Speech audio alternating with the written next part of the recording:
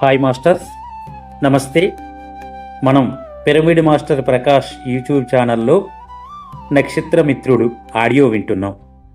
ఈరోజు వినబోతున్న పాఠం 13వ పాఠం, ఎవరి ఆశయం మీరు. ఓ ఆశయంతోనే మీరు జీవిస్తున్నారని మేము చెప్పి ఉన్నాం. ఎవరి ఆశయంతో?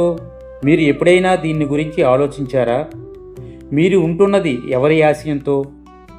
చైతన్యంలోని అన్ని అంశాలు ఒకదానితో మరొకటి అనుసంధింపబడి ఉంటున్నందువల్ల మీ ఆశయం కూడా ఉంటుంది. ఏ అంశాలు చైతన్య అవస్థకు బయట లేవు. అన్ని అంశాలు కలిసి సంపూర్ణ చైతన్యం ఏర్పడుతుంది. అసంపూర్ణ చైతన్యపు ఆశయాన్నే మీరు అన్వేషించాలి. అన్ని చైతన్య అంశాలు ఈ విశ్వంలో ఒకదాన్నొకటి నిరంతరం ప్రేరేపించుకుంటూనే ఉంటాయి. ఈ ప్రేరణలే ఈ విశ్వం తన చైతన్యంతో స్వీయ అనుభవాన్ని పొందేందుకు దోహదం చేసే ఏకైక మార్గం. ఇతర విశ్వాల ప్రణాళికలు విభిన్నంగా ఉంటాయి. మీ పాలపుంత విశ్వంలో స్వతంత్ర సంకల్పాల వ్యవస్థ ఉంది. ఇక్కడి సంకల్పాలు అన్నీ ఒకదాన్ని మరొకటి ప్రేరేపించుకుంటూనే ఉంటాయి. అన్నీ కలిసి పనిచేస్తూ ఉంటాయి. మీ భూమి పరిస్థితి సరిగ్గా ఇదే. మీ ఆశయం కాంతి సమీకరణ ప్రసారమే. కాంతి ప్రకంపనాలను మీరు స్వీకరించి ఎదుగుతూ ఆ ప్రకంపనాలనే ప్రసరిస్తూ అందరినీ తీర్చిదిద్దడమే మీ ఆశయం. ఎందరినో మీరు ప్రభావితుల్ని చేస్తారు. మీ ప్రజ్ఞతో పాటు ప్రకంపనాలను స్వీకరించే ప్రసరించే మీ సామర్థ్యం కూడా పెరుగుతూ ఉంటుంది. భయ ప్రకంపనాలను మీరు గుర్తిస్తున్నంత సులభంగానే ఆనంద ప్రకంపనాలను కూడా గుర్తించి సర్వులకు పంచగలుగుతారు. మానవ శరీరంతో పరమోత్కృష్ట స్థితిని అందుకోవడమే మీ ఆశయం. మీరు ఎదుగుతూ మరి ఎందరినో తీర్చిదిద్దుతారు. ఓ నిర్ణీత సమయంలో ఈ కార్యాన్ని మీరు నిర్వర్తించాల్సి ఉంటుంది. మీ ప్రపంచ చరిత్రలోనే మీరు ఇమిడి ఉండి ఆ చరిత్రనే సంపూర్ణంగా గ్రహించి సవ్యంగా జీవించాల్సి ఉంటుంది. సమాచార ప్రకంపనాలను మీలో నిలుపుకునే సామర్థ్యం మీలో స్థిరమైనప్పుడు మీకు బాధ్యతలు అప్పగించబడతాయి. మీ జన్యు ప్రణాళికకు అనుగుణ్యంగానే ఆ బాధ్యతలు ఉంటాయి. మీలో ఎందరో తమ తమ జీవిత ప్రణాళికలు ఏమిటో ఇప్పటికే పూర్తిగా తెలుసుకునే ఉన్నారు. ఆ ప్రణాళికలు మీ అంతరంగపు లోతుల్లోనే నిక్షిప్తంగా ఉన్నాయి. హేతువాదంతో ఆలోచించే మనస్సులతోనే మీరు జీవిస్తున్నారు కనుక ఆ ప్రణాళిక గురించి తెలుసుకోవడం మీకు కష్టతరమవుతుంది. ధ్యానంలో మీరు స్థిరమైనప్పుడు మీ ఉనికి స్వభావం, మీ వ్యక్తిత్వ స్వరూపం, మీ వాస్తవాల స్వరూపం మీకు అత్యంత స్పష్టంగా గోచరమవుతాయి. మీ దైనందిన కర్తవ్యాలు ధ్యాన స్థితిలో మీ స్మృతికి వస్తాయి. ధ్యాన స్థితే ఓ పరిపూర్ణ సమాచార వ్యవస్థ. ధ్యాన స్థితి అంటే ఎటో వెళ్ళిపోయి దారి తప్పిపోయే మార్గం కాదు. ధ్యాన స్థితి అంటే పరిపూర్ణంగా ప్రజ్ఞను సంపాదించే స్థితే. సంపూర్ణంగా మిమ్మల్ని పోషించే తలంలోకి మిమ్మల్ని చేర్చే మార్గమే ధ్యానం. ధ్యానం వల్ల మీ జీవిత ఆశయం మీకు తెలుస్తుంది. జీవ ప్రకంపనాలను అందుకునే సామర్థ్యాన్ని ధ్యానం మీకు అందిస్తుంది. ఆ జీవశక్తిని సమీకరించుకొని పరివర్తించుకొని అందరికీ దాన్ని వర్ణించి బోధిస్తూ సర్వరోగాల నుండి స్వస్థతను అందించే సామర్థ్యం ధ్యానస్థితి వల్లే కలుగుతుంది. మీ జీవిత అనుభవాలు మిమ్మల్ని సవ్యమైన పద్ధతిలో ఒక్కొక్క మెట్టే ఎక్కిస్తూ మిమ్మల్ని నిర్మిస్తూ ఉన్నాయి. భవిష్యత్తులో మీ కార్యాలను ప్రేరేపిస్తున్నాయి. మీరు కాంతి కుటుంబీకులని, బహుముఖ పరిధుల సామర్థ్యం మీకుందని మాకు తెలుసు. మానవ పరిణామాన్ని పునర్వ్యవస్థీకరించడానికే మీరు ఎన్నుకోబడ్డారు. మీరు భూమి మీద ఎన్నోసార్లు జన్మించి అనుభవాలను సంపాదించుకొని ఉన్నారు. మానవుడి భయాలకు, ఆవేశాలకు, వేదనలకు కారణమేమిటో పూర్తిగా గ్రహించడానికే మీ జన్మలన్నీ అవసరమయ్యాయి. భవిష్యత్తులోంచి ప్రస్తుతంలోకి వచ్చి ఈ భూమి మీద జీవిస్తూ ఉన్న మీరు ఇప్పటి వ్యవస్థ లోపలే ఉంటూ దాన్ని పరివర్తించి భూమిని కాంతిమయం చేయడానికే జ్ఞానమయం చేయడానికే సంకల్పించి ఆ ఆశయంతోనే మీ కార్యాచరణలు చేస్తున్నారు. భూమి మీద జీవిస్తున్న మీలో ఓ అంతర్యుద్ధం సాగుతుంది. మానవ చరిత్రను స్వీకరించి హేతువాదంతో ప్రవర్తించే మనస్సులో ఓ భాగానికి మీరు కాంతి కుటుంబీకులని గ్రహించి వాస్తవాలను అవగతం చేసుకోగలుగుతున్న మీ మనస్సులోని మరో భాగానికి ఓ తీవ్ర సంఘర్షణ సాగుతుంది. ఓ హేతువాదం చేస్తున్న మనస్సు కూడా మీకు ఓ జ్ఞానాన్నే అందిస్తూ ఉందని మీరు గ్రహించాలి.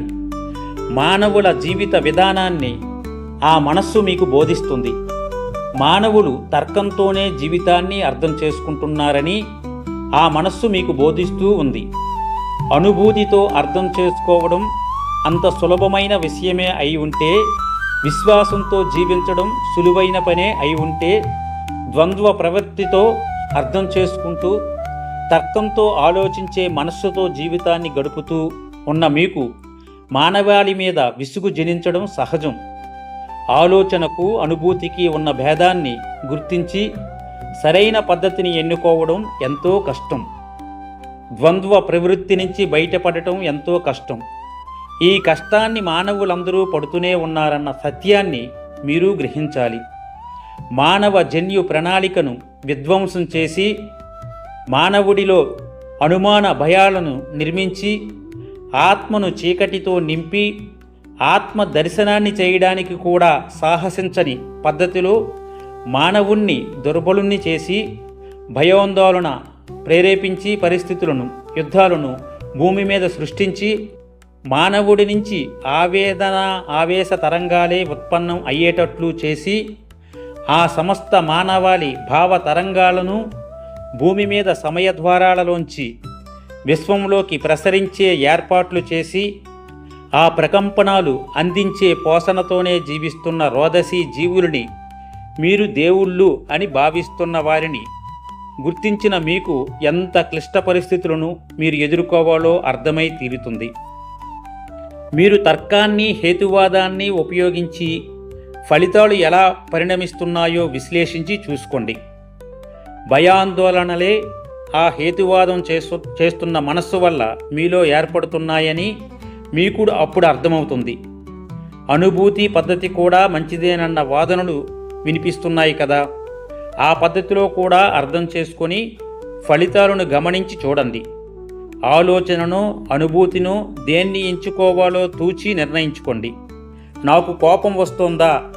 భద్రత ఏదో లోపించి ఉంటోందా? ఈ పరిస్థితులలో నుంచి నేనెలా బయటపడగలుగుతాను? నాకు భద్రత ఎలా లభిస్తుంది? ఆలోచన మంచిదా? అనుభూతి మంచిదా? ఈ రెంటిలో ఏది నాకు హితాన్ని ఇస్తుంది? నా గురించి నాకేం అర్థమవుతుంది?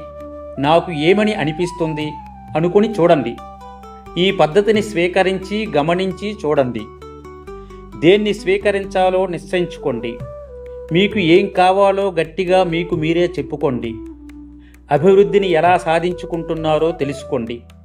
అనుమానంతో కొట్టిమిట్టాడుతూ ఉండడం కూడా ఓ దివ్య ప్రణాళికే అని మీకు అర్థం అవుతుందా? ఈ అవగాహనే మీకు కావాలి. మీ హృదయములో కరుణ ఉప్పొంగాలి. ఎంతో కష్టసాధ్యమైన పని అది. అనుభూతి చెందుతూ కరుణను అందుకోండి. కరుణను మీలో నింపుకోండి. సర్వజీవుల పట్ల మీ కరుణ పెళ్ళుబుకాలి. ధైర్యంతో ముందుకు సాగండి. స్వేచ్ఛతో సాగిపోండి. సమస్యలను మీరు ఎలా పరిష్కరిస్తున్నారో తెలుసుకోవడం ఎంతో ముఖ్యం. గమనించేందుకు ఎన్నో అవకాశాలు మీకు లభిస్తూ ఉంటాయి. మీ ప్రవర్తనను మీరే నిశితంగా గమనించుకోండి. మీతో మీరు ఏకాంతంగా ఎక్కువ సమయాన్ని గడపండి. మిమ్మల్ని మీరే ఎదుర్కోండి. జ్ఞాన సంపదను సమీకరించుకోండి. ఉత్తమ స్థితిని పొందండి. ఈ దివ్య ప్రణాళికలో మరో రహస్యం కూడా ఉంది. మారుతున్న వ్యవస్థలో, మీ ఆత్మస్థితిలో మీ ప్రయత్నాలను మీరు గమనించలేరన్నదే ఆ రహస్యం. మీ ప్రవర్తన మీకు కనిపించదు. మిమ్మల్ని మీరు దర్శించలేని పరిస్థితులలో మీరు ప్రవర్తిస్తూ ఉన్నప్పుడు కొన్ని సంఘటనలు సంభవించి మిమ్మల్ని సరైన దారిలోనే నిలబెట్టి ఉంచుతాయి. ఈ ఎరుకను మీరు పొందండి. చైతన్యం ప్రవర్తించే గందరగోళంలో అనిశ్చితత్వాలు చోటు చేసుకునే అస్తవ్యస్తాలలో ఓ దివ్యమైన సవ్యత కూడా ఉంది. ఓ వంటకం తయారు చేస్తున్నప్పుడు దానికోసం వాడుతున్న సాంబారాలన్నీ ధ్వంసం అయిపోతున్నట్లే అనిపించినా వంటకం పూర్తయిన తరువాత మనం సంకల్పించిన రుచే దానికి వచ్చినట్లు ఈ వ్యవస్థలో ఎంతో గందరగోళం, అనిశ్చిత స్థితి ఉన్నట్లు అనిపించినా దివ్య ప్రణాళిక పూర్తయిన తర్వాత కానీ మానవత్వానికి ప్రాప్తించబోయే నిండుతనం కనిపించదు. భూమి మీద ప్రస్తుతం జరగబోతున్న వంటలో మీరు ఓ సంభారమే అని తెలుసుకోండి. కానీ మీరు ఎలా అభివృద్ధిని సాధించాలనుకుంటున్నారో నిర్ణయించి ప్రవర్తించే స్వేచ్ఛ మీకు ఉంది. సంకుచిత పరిధులతో కట్టుబడి ఉండిపోకండి అన్న హితవును మాత్రమే మేము అందిస్తున్నాం. మీ పరిధుల విస్తృతాన్ని మీరే నిర్ణయించుకోండి. మీ సమయంలో 100కి 100 పాళ్ళు మీరు సంపూర్ణంగా జీవించాలి. స్వచ్ఛమైన మచ్చలేని జీవితాలలో మీరుండాలి. బాధ్యతతో మీరు వర్తించాలి.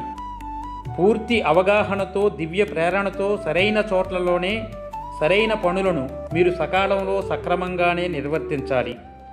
సజీవ ప్రకంపనాలను సమగ్రంగా సవరించే పరిరక్షకులుగానే మీరు సంపూర్ణంగా ఉండాలి. కాంతి ప్రకంపనాలే, జ్ఞాన ప్రకంపనాలే, ప్రేమ ప్రకంపనాలే మీ వ్యక్తిత్వం కావాలి. అదే మీ ప్రజ్ఞ కావాలి.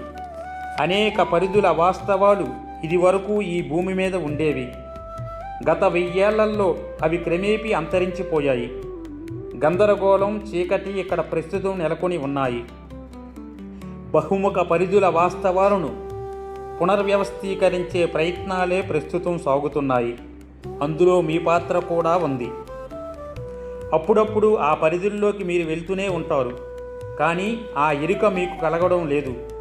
ఓ పరివర్తిత స్థితిని మీరు పుణ్యక్షేత్రాల్లో పొందుతూనే ఉన్నారు. ఆ విస్తృత పరిధుల్లో మీరు ఉదాత్తంగా ఉండగలుగుతున్నారు.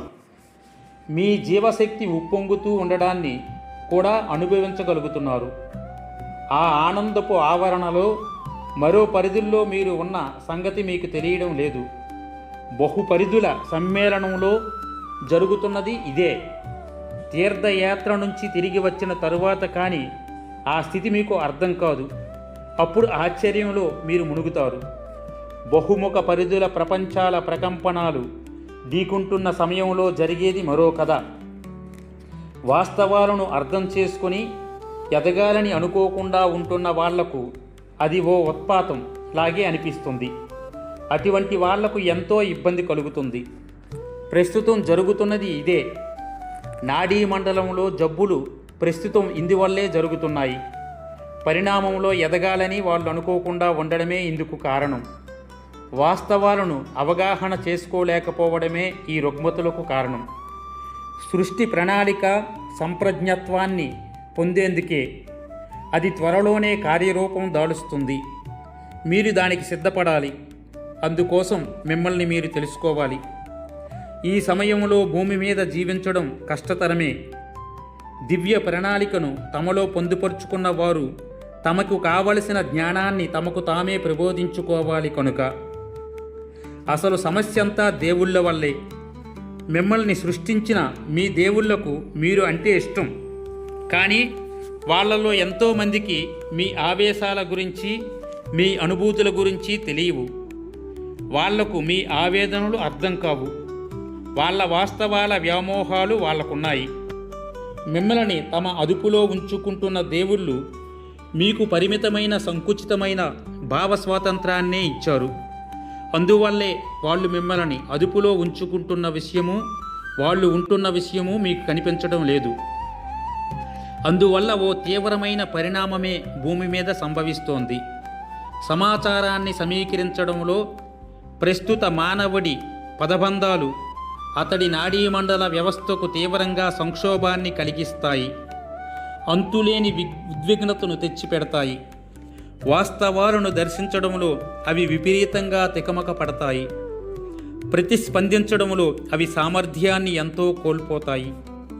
కాబట్టి ఇప్పుడు ఈ కర్తవ్యంలో మీరు ఎంతో సమర్థవంతంగా కార్యాచరణ చేయాలి. ఇది సులువైన పని ఎంతమాత్రం కాదు. ఒక్క నిమిషం పాటు మీ బహుముఖ పరిధుల సామర్థ్యపు జ్ఞాపకాలు మీకు లభిస్తే మీరు మాట్లాడుతున్నదేమిటో మీకు సరిగ్గా అర్థమవుతుంది. ఎన్నో వ్యవస్థలలో మార్పులను మీరు ఎన్నోసార్లు తెచ్చారు. పదబంధాలెన్నింటినో మీరు చిక్కులు విప్పి చెప్పారు. మీ ఉనికిని మీరు నిలబెట్టుకున్నారు. దివ్య ప్రణాళిక ఇదే. ఆత్మ విలీనమే అది. తెల్ల చొక్కాల నల్ల చొక్కాల జట్ల మధ్య జరిగే ఆటకు పైగా ఓ దివ్య ప్రణాళిక ఉందన్న విషయాన్ని మర్చిపోకండి. జీవితపు మహోన్నత్యంలోకి ఎదిగి ఇప్పటి ఈ జీవితం నిజానికి ఓ జీవితమే కాదు అన్న ఎరుకను మీరు పొందినప్పుడు దివ్యశక్తి ప్రసారక మాధ్యమాలుగా మీరు తయారవుతారు. దివ్యశక్తి వాహకాలుగా మీరు తయారవుతారు. ఒక ఋతువు అంతమైతేనే మరో ఋతువు వస్తుంది. ఒక వ్యవస్థ కుప్పకూలిపోతేనే మరో కొత్త వ్యవస్థ నిర్మింపబడుతుంది. ఋతుధర్మాలకు మనం బీతెల్లనక్కరలేదు. దివ్య ప్రణాళిక ఇదే. ఓకే ఫ్రెండ్స్, 13వ పాఠం పూర్తయింది. 14వ పాఠంలో మళ్ళీ కలుసుకుందాం. Okay, thank you.